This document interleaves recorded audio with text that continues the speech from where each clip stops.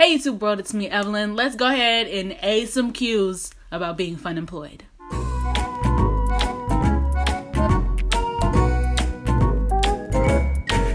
This video will answer those frequently asked questions from the comment section of my Funemployed creative video. This video will not spill any sort of beverage about my former place of employment like this internet cousin had wished. You can go ahead and be unhireable for being messy on the internet, but I shan't. First, I want to define what funemployed means to me, because I noticed a lot of you from the comments thought that funemployed was synonymous with being a hashtag influencer, an entrepreneur, being self-employed, which ended up happening because I don't know how to not work, but that was never the intention. Funemployed simply means unemployed on purpose. Hence the fun. That's it. That's all that is. My one and only goal was to quit my full-time job and not have to immediately look for another one. Unemployed on purpose. Funemployed. Next, I want to go into a little bit of my background and the privileges I have that made giving up gainful employment an option for me. Number one, I worked one salaried full-time job that paid me enough that I had disposable income. I wasn't living paycheck to paycheck, and at the end of the month, after all my bills were paid for, I had money left over. Number two, although my job was stressful at times, like all jobs are, once that clock hit 5 or really 6 in the PM, I went home. I had manageable and ethical working hours so that I could go home every evening and work on side hustles if I wanted to. I always tell people that I worked a 9 to 5 and a 5 to 2 a.m. Number three, I have a college degree. And since a lot of jobs require you to be college educated, even just to apply, I felt a lot more comfortable giving up this job and just finding another one. Later. Gotta be funemployed first. It's the goal. Number four, I have access to things like a car, internet. I have an iPhone with the internet on it. Number five, I'm not married and I ain't got no kids. All right, so my decisions only affected me. And number six, I have parents that with a lot of questioning and stipulations would let me move back home. I had zero intention of doing that, but just knowing that's an option, even if you think that option means failure, if worse comes to worse, just alleviates so much stress running in the back of your mind. It is truly a privilege to know you have a place to lay your head at night.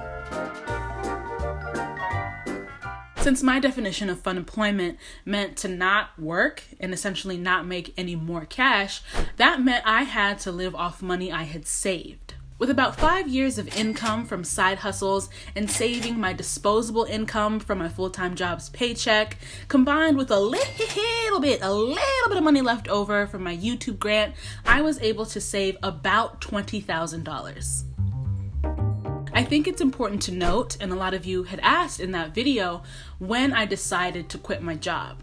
I toyed with the idea, little drop in my brain bucket, about a year out. So at the top of 2017, it wasn't about 4 months out from when I actually turned in my 2 weeks notice that I said, oh, okay, this bucket of money is going to be used for my funemployment endeavor.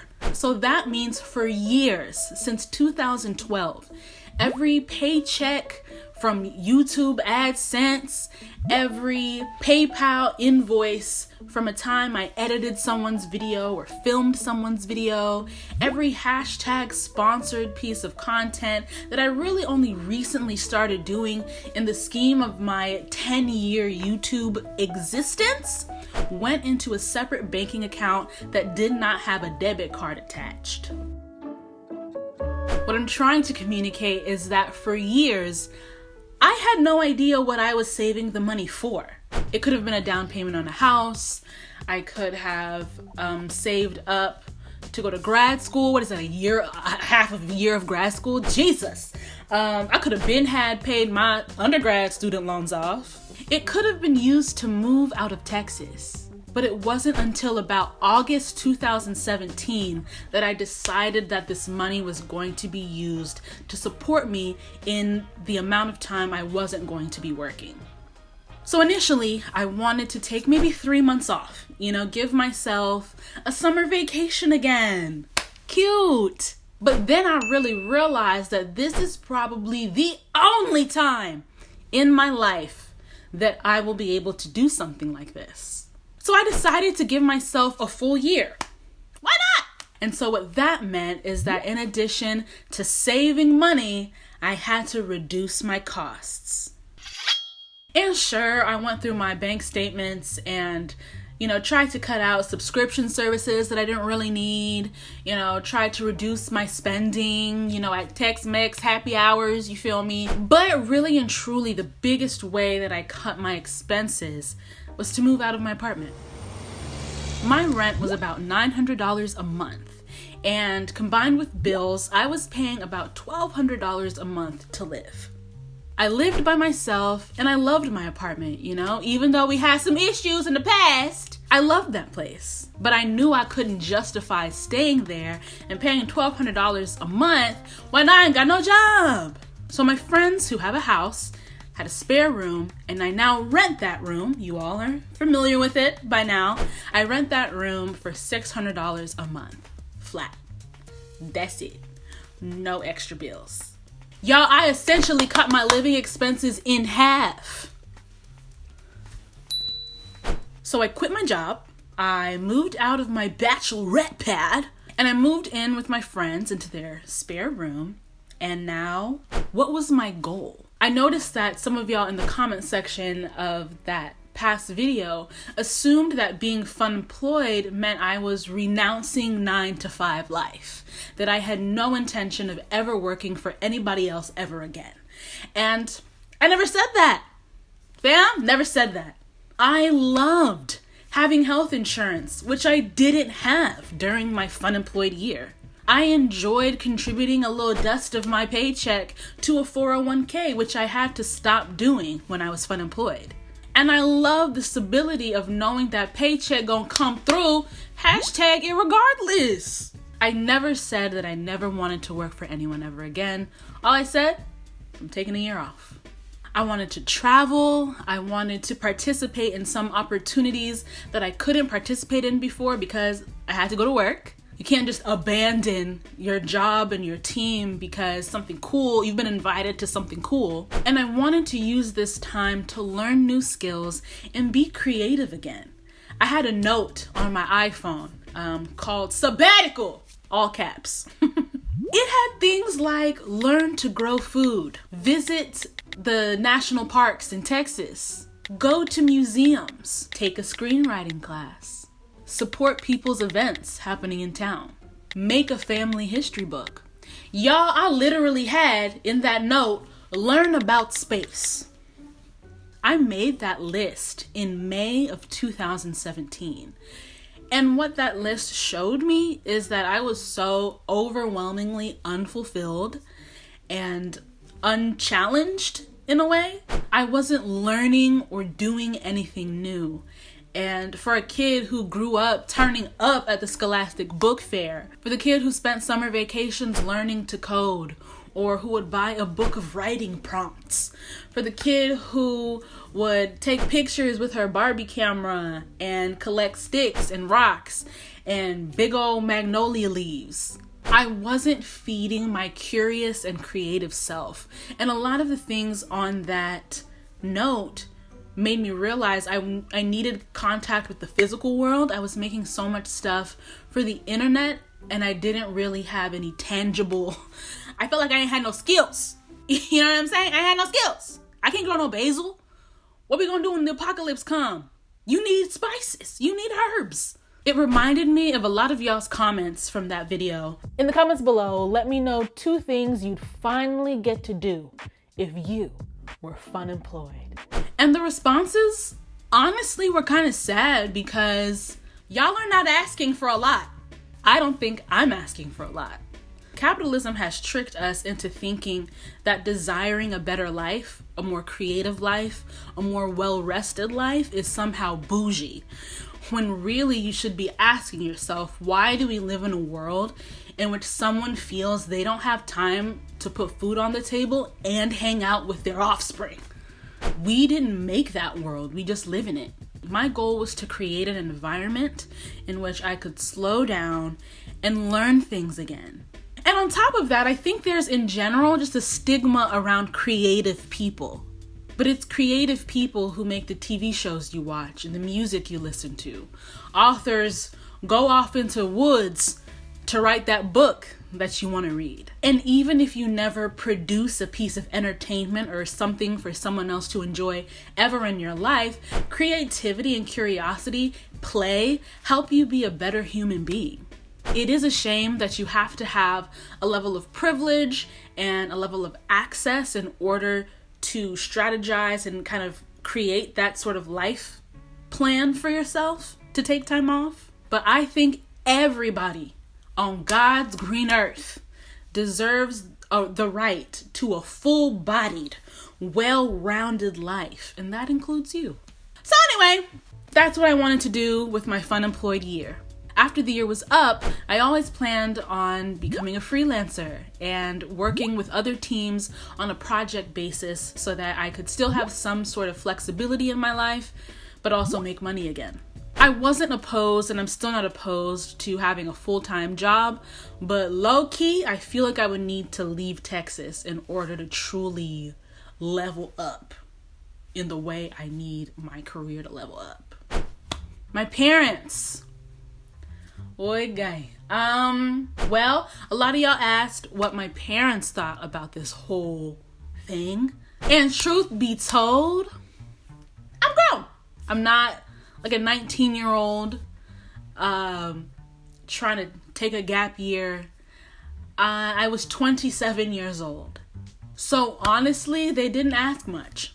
You know what I'm saying? They have an adult child. Apparently, I'm an adult child. But my dad asked me one question. He asked me, Evelyn, what do you need from me? And I thanked him, you know what I'm saying, for caring and asking. And I told him, Pops, I need you to trust me. And trust me when I say I'm okay. And know, and this is me telling you, that the second I'm not okay, I will let you know. And I think that did a lot for him because parents, the good ones, just want to know that their kids are all right. The kid's all right. And I was. I am. One of the most frequently asked questions on that video was how I was able to travel so much during my Funemployed year. And that leads me to address the reality of my Funemployed year, which has ended. Your girl got a job. Jobs. Multiple. During my Funemployed year, I actually ended up working. So the overwhelming majority of my travel was work-related or related to being from the internets. The biggest expense for traveling I found is the plane ticket, and a lot of times that was paid for by whatever organization was flying me out. So for example, let's take VidCon. VidCon takes place in Anaheim, California. They booked my ticket, but I asked them, instead of making me immediately come back home to Texas, why don't you, book my return flight for like 2 weeks out? And so that gave me time to visit people I already knew in different parts of California. Essentially, I turned one plane ticket into 2 extra trips. A lot of y'all asked, when is the best time to be Funemployed? And the truth of the matter is, that's a question that I cannot answer for you. Because I don't know how your life is set up, who you have to provide for. I don't know your situation in life, your struggle, your story. Money, timing, that's only something you can know. And it's a very personal decision and unfortunately a luxury that not everyone has. As for me, I low-key, high-key didn't do a lot of the things on that iPhone note titled sabbatical, all caps, which is another video for another day. Got 2 jobs right now. I also have a year's worth of lessons learned about how sucky it is that Our self-worth is often tied to our productivity. A lot of lessons learned about being an influencer versus a creator.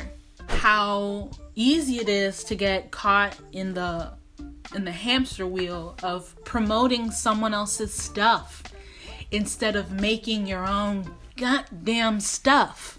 Lessons about communicating with friends better and collaborators better, and not speaking up for yourself, myself, I don't know your life, and not saying yes to things just because you have the time now, and a bunch of stuff we can talk about later.